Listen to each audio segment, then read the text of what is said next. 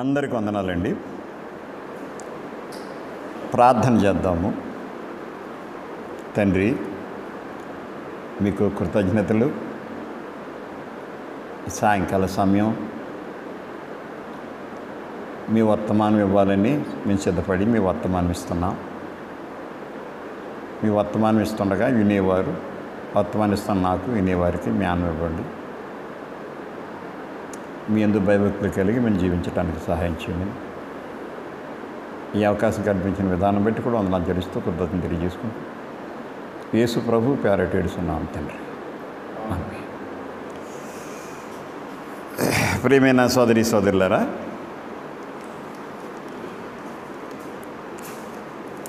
దేవునికి నా కృతజ్ఞతలు తెలియజేస్తున్నాను. మీకు అందరికీ వందనాలు తెలియజేస్తున్నాను.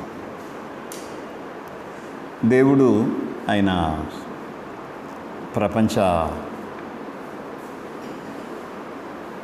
కర్త అయిన ప్రపంచానికి దేవుడు కర్త అయి ఉన్నాడు. దేవుడు ప్రపంచం ఆయన చేతిలో ఉంది.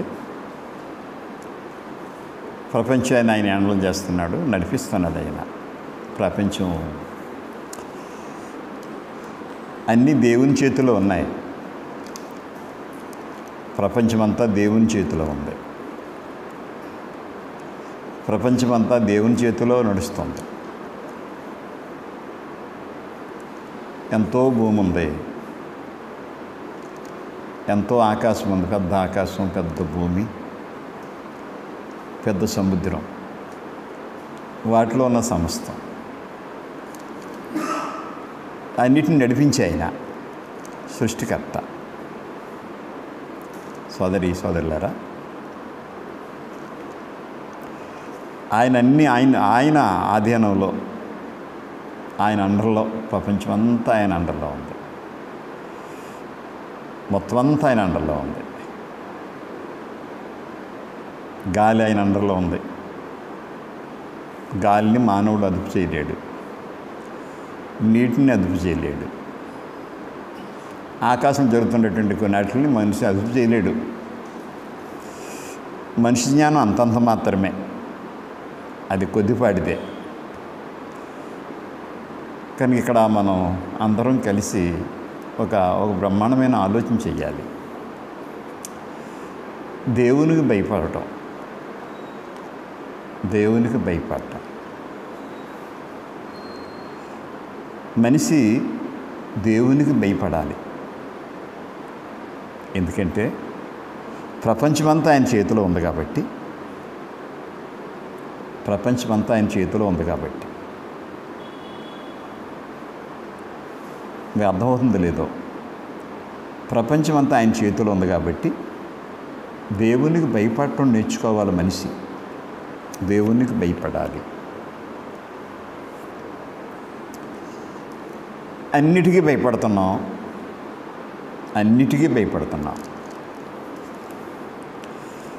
మరి దేవునికి భయపడతా లేదనేది మనందరికీ తెలిసిన సంగతే. భయపడతా లేదు అనే సంగతి అందరికీ తెలుసు. దేవుని భయం బొత్తిగా లేకుండా పోయింది. దేవుని భయం బొత్తిగా లేకుండా పోయింది. కనుక మానవుల బాధ్యత ఏంటంటే దేవునికి భయపడటం. మొదటి పాయింట్ ఏంటంటే, మానవుల బాధ్యత ఏంటంటే దేవునికి భయపడటం. ఈ ప్రపంచం ఆయన చేతిలో ఉన్నప్పుడు, ప్రపంచమంతా నడిపిస్తున్నప్పుడు మనం ఆయనకు భయపడటం నేర్చుకోవాలి. దేవుని ప్రజలు లేక మానవులు యొక్క బాధ్యత ఏంటంటే దేవునికి భయపడటం. సొలొమోను రాజు, ఆయన మహారాజు అంటారు, కానీ రాజే ఆయన. ఒక దేశాన్ని పరిపాలించాడే కానీ ప్రపంచాన్ని పరిపాలించిన రాజు కాదు అతను. ఒక దేశాన్ని పరిపాలించాడు కానీ ఆయన మహారాజు అన్నారు సొలొమోను రాజు. ఎందుకంటే సొలొమోను జ్ఞానాన్ని చూడటానికి, సొలొమోను జ్ఞాన సంపత్తిని చూడటానికి ప్రపంచంలో రాజులు, రాణిలు వాళ్ళు ఎంతంతో బంగారాలు పట్టుకోండి చూడటానికి వచ్చారు వాళ్ళు. ఎందుకంటే సొలొమోను జ్ఞానం మహాజ్ఞానం. మహాజ్ఞానం అంటే దేవుని జ్ఞానం. మహాజ్ఞానం అంటే ఏంటంటే దేవుని జ్ఞానం కలిగిన వాడు సొలొమోను రాజు. సొలొమోనుని చూడటానికి ప్రజలు వచ్చారంటే దేవుని జ్ఞానం అంతలో ఉంది కాబట్టి జనం చూడటానికి వచ్చారు. మనం చూస్తాం. ఆయన మాట్లాడుతూ సామెతల గ్రంథం 9:10 సామెతల గ్రంథం 9:10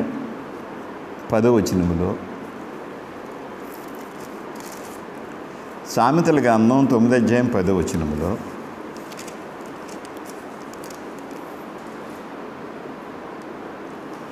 యెహోవా యందు భయభక్తులు కలిగిండుటయే జ్ఞానమునకు మూలము. పరిశుద్ధ దేవునికి వచ్చిన తెలివియే వివేచనకు ఆధారము. 10 చూడండి. జ్ఞానం మనిషికి కావాలి అనుకున్నప్పుడు చదువుకోవడం మంచిదే. చదువు చాలా ప్రాముఖ్యమైంది. అలాగే అనుభవం సంపాదించడం మంచిదే. చదువు చాలా ప్రాముఖ్యం మనిషికి. మనిషిని మలుపు తిప్పేసేది చదువే. ఎడ్యుకేషన్ చాలా గొప్పది. ఎడ్యుకేషన్ ఆ జ్ఞానం గొప్పదే. కానీ ఇక్కడ ఆ జ్ఞానం కంటే మరొక జ్ఞానం ఇక్కడ కనబడుతుంది. యెహోవా యందు భయభక్తులు కలిగిండుటయే జ్ఞానమునకు మూలం. ఎవరికైనా జ్ఞానం కావాలనుకుంటే అది దేవునియందు భయభక్తులు. దేవునియందు భయభక్తులు. అందువల్ల ప్రజల యొక్క బాధ్యత ఏంటంటే దేవునికి భయపడటం. మూలం ఏంటంటే జ్ఞానానికి దేవుని భయపడటం. దేవుని భయపడటం ఏంటి? మనం ఆలోచన చేయాలి. దేవుని భయపడటం ఏంటని చూస్తే చెడుతనాన్ని అసహించుకోవడం అంటే దేవునికి వ్యతిరేకమైందని అసహించుకోవడం, దేవునికి ఇష్టమైన దాన్ని అక్షరాలుగా జరిగించడం అనేది యెహోవా యందు భయభక్తులు. సామెతల గ్రంథం 8:13 13 యెహోవా యందు భయభక్తులు కలిగినుట చెడుతనమును అసహించుకొనుటయే. యెహోవా యందు భయభక్తులు కలిగినుట చెడుతనమును అసహించుకొనుటయే. భయభక్తులంటే దేవుని యందు భయభక్తులంటే మరి మీరు అద్దుని చూడండి. దేవుని యందు భయభక్తులు, యెహోవా యందు భయభక్తులు, దేవుని యందు భయభక్తులు కలిగి ఉండడం అంటే అర్థం ఏంటంటే చెడుతనమును అసహించుకొనుటయే అని సొలొమోను మహాజ్ఞాని దేవుని జ్ఞానంతో ఈ మాటలో మాట్లాడుతున్నాడు. అందువల్ల ప్రజల బాధ్యత ఏంటంటే ఒకవేళ ప్రజల బాధ్యత ఏంటంటే దేవునికి భయపడటం. దేవుని భయపడే వాళ్ళు మాత్రమే రక్షణని కొనసాగించుకుంటారు. వాళ్ళ సొంత రక్షణ కొనసాగించుకోవాలంటే భయం లేకపోతే సొంత రక్షణ కొనసాగించుకోలేరు. భయము వణుకుండాలి దేవుడు అంటే. అయ్యి బాబు దేవుడి దగ్గరికి వెళ్ళకపోతే, దేవుని ప్రార్థించకపోతే, దేవుని ఆరాధించకపోతే, దేవుని కుటాలకు వెళ్ళకపోతే, దేవుని గ్రంథం చదవకపోతే, దేవునికి ప్రార్థన చేయకపోతే, దేవుని ప్రేమించకపోతే అనేటువంటి భయము చాలా ప్రాముఖ్యమైనది.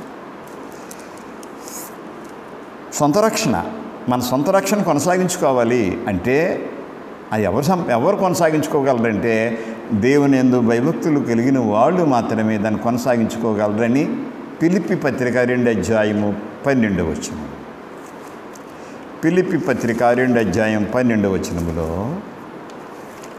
ఫిలిప్పీ పత్రిక 2:12 చదువుతాను.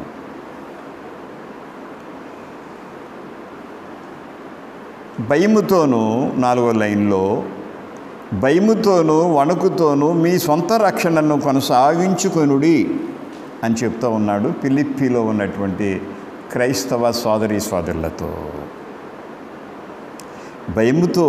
భయము వణుకుంటేనే సొంత రక్షణ కొనసాగించుకుంటాం. ఎంతోమంది రక్షణని కొనసాగించుకోలేకపోతున్నారు.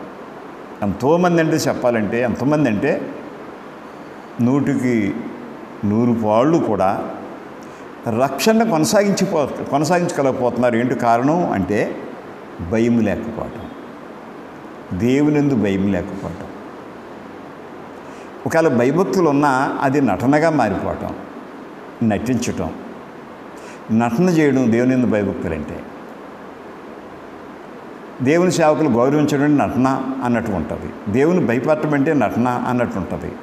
కానీ ఇక్కడ భయభక్తులు అనే దాంట్లో అందుకే భయముతోనూ వణుకుతోనూ మీ సొంత రక్షణ కొనసాగించుకోండి అని పిలిపిలికి రాస్తూ అపోస్తలుడైన పౌలు మాట్లాడతాడు. నా ప్రియ సోదరులారా, మీకు అర్థమవుతుందో లేదో, ఈ దేవుని భయం అనేది చాలా ఇంపార్టెంట్.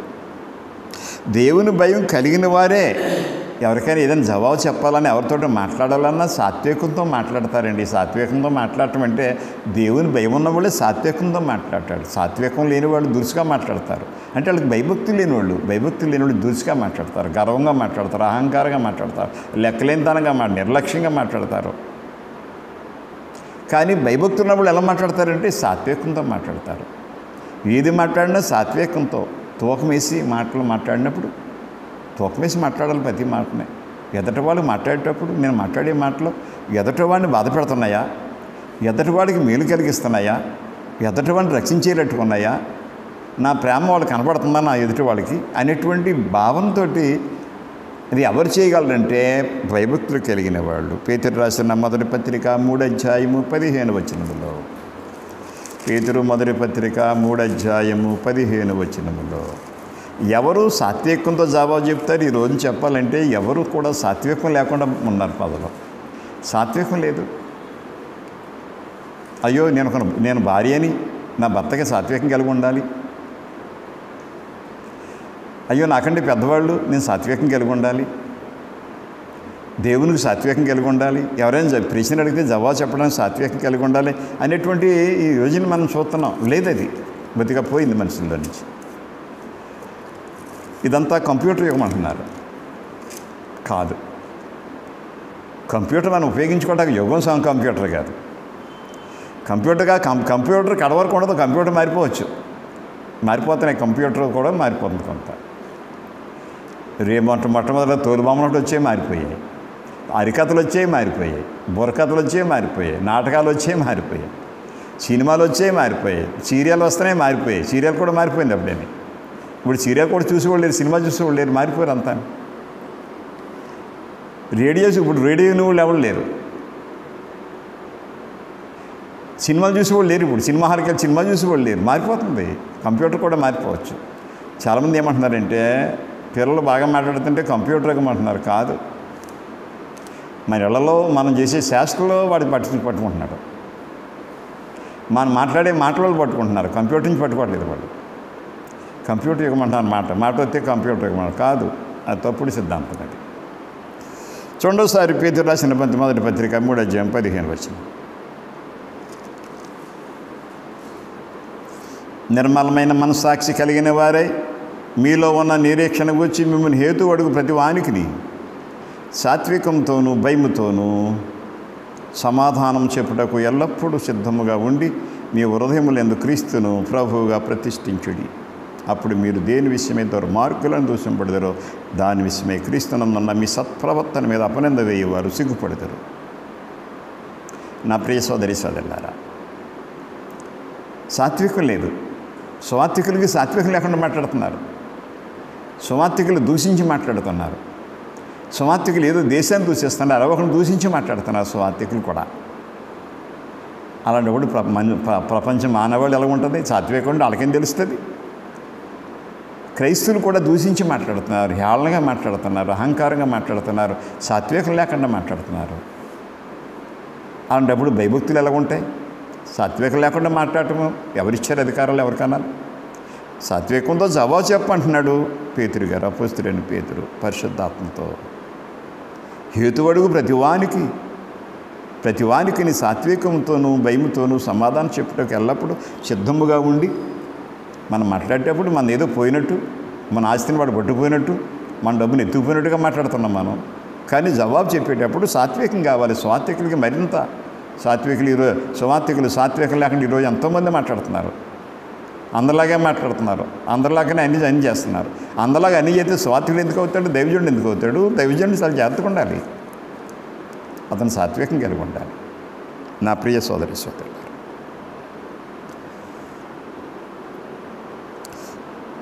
అసలు మానవునికి విధి ఏంటంటే ప్రసంగి 12:13 అంటాడు, దేవుని యందు భయభక్తులు కలిగి ఉండడమే విధి అనమంటాడు. మానవుని విధి అని చెప్పాడు అక్కడ. ఇదంతా విన్న తర్వాత ఏలిన ఫలితార్థం ఇదే, ఇదంతా అన్నాడు, అంతా చెప్పేశాడు, ప్రపంచం అంతా చెప్పేశాడు, ప్రపంచం చుట్టేశాడు సొలొమోను రాజు. ఇదంతా విన్న తర్వాత ఏలిన ఫలితార్థం ఇదే, యెహోవా యందు భయభక్తులు కలిగి ఏం చేయమన్నాడండి? చూడండి ఒకసారి చూద్దాం. ప్రసంగి 12:13 చూడండి. ప్రసంగి 12:13 ప్రసంగి 12:13 ఏమన్నా చూడండి. ప్రసంగి 12:13 ఇదంతా వినిన తర్వాత తేలిన ఫలితార్థం ఇదే, దేవుని యందు భయభక్తులు కలిగి ఉండి ఆయన కట్టడలను అనుసరించి నడుచుచుండవలెను. మానవ కోటికి ఇదియే విధి. విధి అంటే ఏంటండి? విధి అనేటువంటిది ఇది నా తలరాత అంటుంటారు ఒకళ్ళు, కానీ అది వాస్తవం కాదు. ఇది మాత్రం విధి, భయభక్తులు కలిగి ఉండడం విధి అనేటువంటిది. దేవుడు ఒక మానవ జీవితం గురించి ఆయన తలరాత రాయలేదు, ఆయన ఏమి రాయలేదు, మనుషులకి తలరాత ఏమి రాయలేదు. కానీ మనిషి ఏమంటున్నాడంటే తలరాత ముందే రాసేసాడు అంటున్నారు. కాదు, వాస్తవం కాదు. చూద్దాం. దేవుని యందు భయభక్తులు కలిగి ఉండడం. దేవుని యందు భయభక్తులు కలిగి ఉంటే ఆశీర్వాదాలు కలుగుతాయండి, ఆశీర్వాదాలు వస్తాయి. దేవుని యందు భయభక్తులు ఆశీర్వాదాలు వస్తాయని దేవుని వాక్యం బోధిస్తుంది. చూడండి 112వ కీర్తన 1వ వచనం, 112వ కీర్తన 1వ వచనంలో భయభక్తులు అనేవి కుటుంబానికి ఆశీర్వాదాలు ఇస్తాయండి. ప్రతి ఒళ్ళకి ఆశీర్వదిస్తుందండి భయభక్తులు అనేవి. 112వ కీర్తన 1వ వచనం,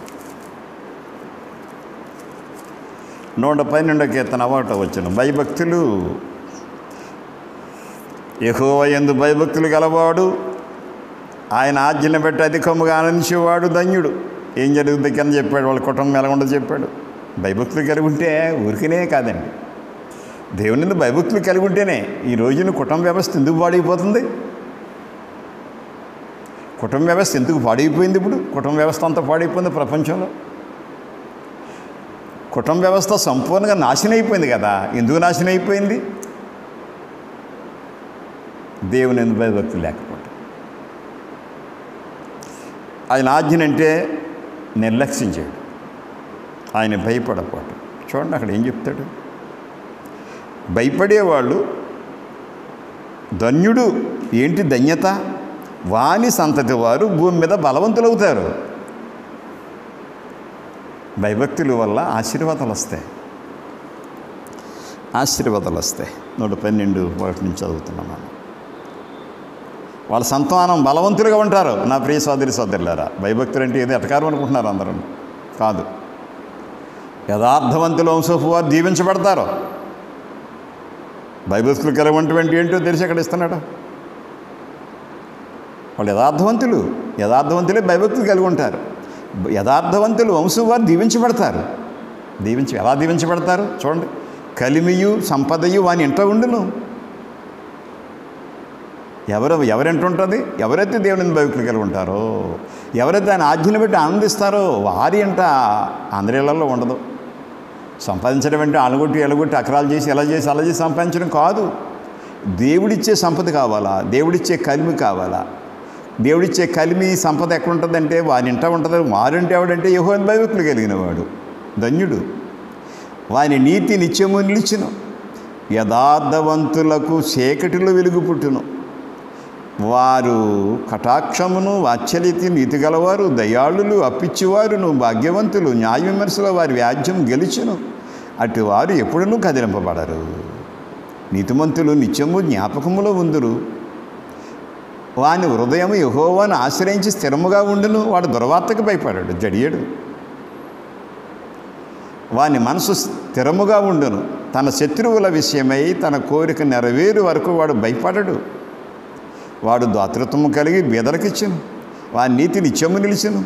వాని కొమ్ము ఘనత నొంది హెచ్చింపబడును అని చెప్పబడింది. అందువల్ల భయభక్తులు కలిగిన వారికి ఆశీర్వాదాలు కలుగుతాయి. అందులో అనేక మంది బైబిల్ చరిత్రలు ఉన్నారు, లోకంలో కూడా చాలామంది ఉన్నారు.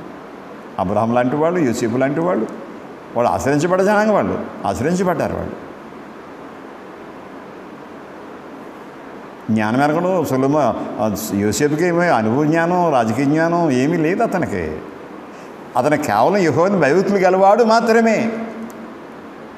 కానీ ఐగుప్తు దేశానికి అధ్యక్షుడు అయ్యాడు, ఐగుప్తు దేశానికి రాష్ట్రపతి అయ్యాడు యోసేపు. ఆ దేశస్థుడు కాదు, ఐగుప్తీయుడు కాదు, ఎక్కడో గోతులు వేయబడ్డాడు, అందంతో దేశించబడి గోతులు వేయబడ్డాడు, గొలుసులతో కట్టబడ్డాడు, బానిసగా కొనుక్కున్నారు అతన్ని. కానీ జ్ఞానమే, దేవుని జ్ఞానం ఏం చేసింది తెలుసా? ఆ దేశాన్ని అధ్యక్ష చేసింది. దేవుని జ్ఞానం ఎంత గొప్పదండి, దేవుని జ్ఞానం ఎంత గొప్పది, దేవుని భయం ఎంత గొప్పది. అందుకే భయభక్తులు అనేవి చాలా ఇంపార్టెంట్. భయభక్తులు లేకుండా ఆశీర్వాదాలు రావు. ఎందుకంటే భయభక్తులు కలిగి ఉన్నవాడిని చూసి దేవుడు ఆనందిస్తాడు. ఆనందించినప్పుడు అన్నీ ఇస్తాడు ఆయన ఆనందపరచాలి మనం, ఆయన ఆనందించాలి మనం చూసి. చూడండి కావాలంటే సరే, ఆయన ఆనందించబట్టాలి. భయభక్తులు గల వారి అని దేవుడు ఆనందిస్తాడు. నిజమే. అందుకే దేవుడిని ఆనందింప చెయ్యాలి. దేవుడిని ఆనందింపజేస్తే మానవులు ఆశ్రయించబడతారు. అందువల్ల అపొస్తలుల కార్యాలు ఆఖరుగా అపొస్తలుల కార్యాలు 10:35లో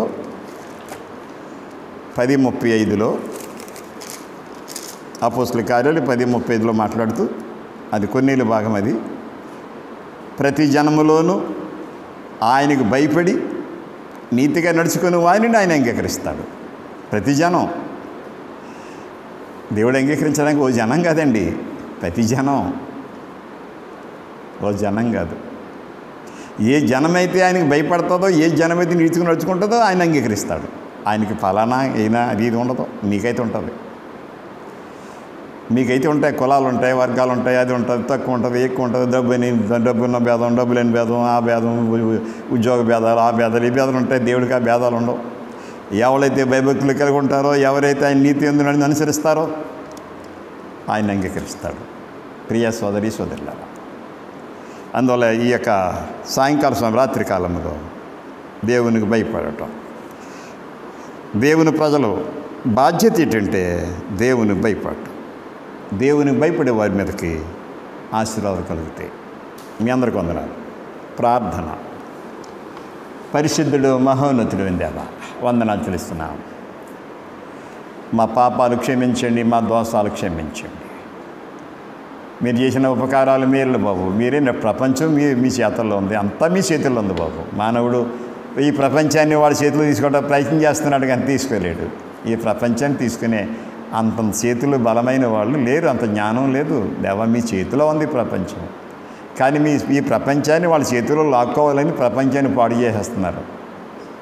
ప్రపంచాన్ని ఎవడు వాడి చేతుల్లో లాక్కోలేడు, ఎవడి వల్ల కాదు. ప్రార్థన చేస్తున్నాం, మీ చేతిలో ఉంది ఈ ప్రపంచం. అందుకే మీ అందరూ భయభక్తులు కలిగి ఉండాలి, మీ చేతుల వైపు చూడాలి. అలా ఈ ప్రపంచం అంతా మీ చేతుల వైపు చూడటానికి సాధించండి, మీ వైపు చూడటానికి సాధించండి. ప్రపంచం అనేది భయపడుతుంది, మీకు భయపడతలేదు. మీకు భయపడాలి, ఎందుకంటే ప్రపంచం మీది కాబట్టి. మీరు ఇచ్చారు, మీరు దయాధర్మంతో మాకు ఇచ్చారు. మానవుని సృష్టించి మానవుడికి సృష్టి అంతా ఇచ్చేశారు. అందువల్ల మీ అందరూ భయపడి ఉంటే సాధించండి. మానవులు వాళ్ళ తప్పిదాలు, మా పాపాలు ఇవి మేము తెలుసుకోవాలి దేవుణ్ణి అన్నట్టుగా ప్రజలకు ముందుకు వచ్చేలా సాధించండి. ప్రతి ఒక్కరు మార్పు చెప్తాం. మరి కరోనా వైరస్ ప్రపంచాన్ని చుట్టేస్తుంది, అయితే ఎవరైనా భయభక్తులు లేవు. తినాలి తాగాలని దాంతో బతుకుతున్నాడు, తినాలి తాగాలి తిరగాలనే తిరుగుతున్నాడు. కానీ అయ్యో ఇలా ఎందుకు అవుతుంది, మా బ్రతికి ఇలా ఉన్నది, ఎందుకు ఇలా చేస్తున్నావు అనేటువంటి భావన ఎవరికి లేదు. మీ ఎందుకు భయభక్తులు కలిగి ఉండాలి, చెడుతను అసహించుకోవాలి. కనుక ఆ విధంగా మీరు క్షమించి విచితమైతే ప్రపంచాన్ని చుట్టుముట్టిన కరోనా వైరస్ నుంచి విడుదల చేయమని కోరుతున్నా. మీ బిడ్డలు, మీ కుమారులు కుమార్తెలు దీవించండి. ఎక్కడున్నా మీ కుమారులు కుమార్తెలు దీవించండి, ప్రతి ఒక్కరిని దీవించండి. ప్రపంచాన్ని దీవించండి. బీదలను దీవించండి. ఆహారం లేక, ఆరోగ్యం లేక, బట్ట లేక, ఇల్లు లేక, రక్షణ లేక ఉన్నవారు, హాస్పిటల్లో, జైళ్ళలో, కోర్టుల్లో, స్టేషన్లో ఉన్నవారు, అలాగే మరి భయంతో ఎక్కడెక్కడో మరి దేశ విదేశాల్లో ఉన్నారు. రావడానికి లేదు, ప్రయాణం లేదు, ఏమీ లేకుండా బాబు ఏం చేయాలో అర్థం లేకుండా ఉంది ప్రపంచం.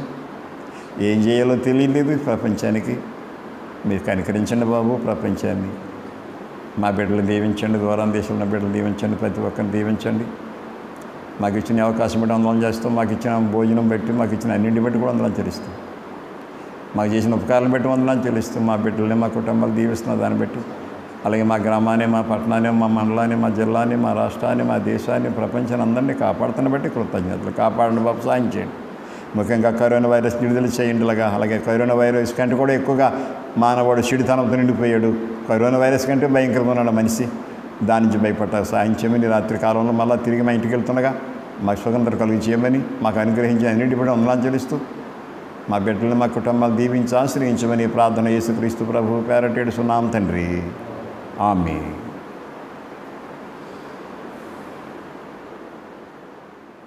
వందనాలండి.